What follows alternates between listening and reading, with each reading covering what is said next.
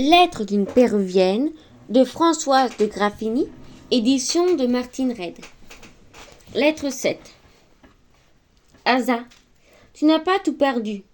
Tu règnes encore sur un cœur. Je respire, la vigilance de mes surveillants a rompu mon funeste dessein.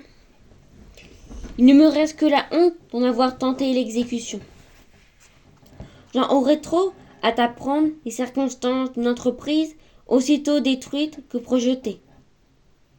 Oserais-je jamais lever les yeux jusqu'à toi si tu avais été témoin de mon emportement?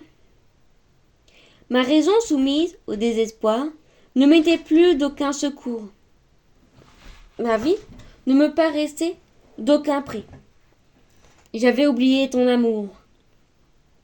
Que le sang-froid est cruel après la fureur, que le point de vue sont différents sur les mêmes objets. Dans l'aurore du désespoir, on prend la férocité pour du courage et la crainte des souffrances pour de la fermeté.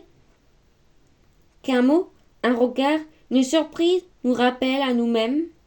Nous ne trouvons que de la faiblesse pour principe de notre héroïsme, pour fruit que le repentir et que le mépris pour récompense.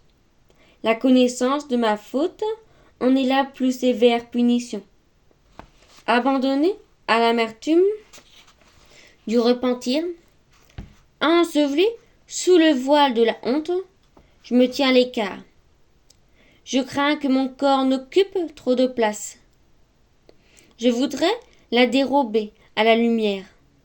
Mes pleurs coulent en abondance, à ma douleur est calme, nul son ne l'exhale, mais je suis tout à elle.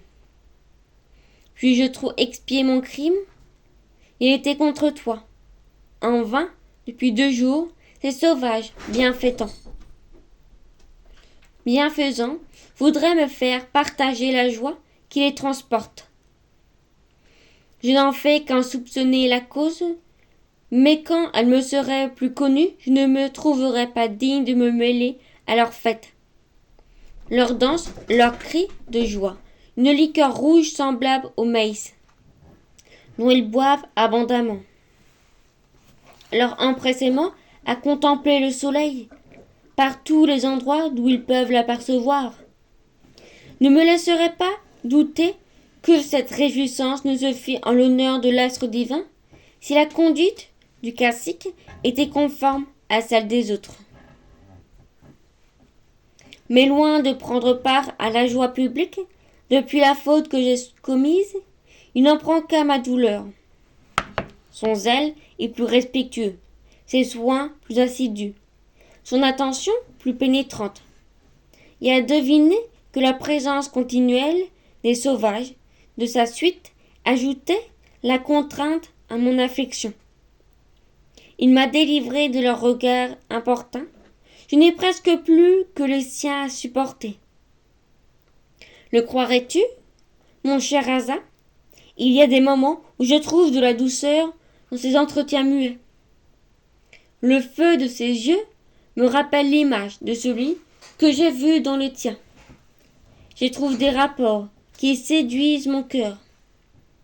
Hélas, quand cette illusion est passagère et que les regrets qui le suivent sont durables, ils ne finiront qu'avec ma vie, puisque je ne vis que pour toi.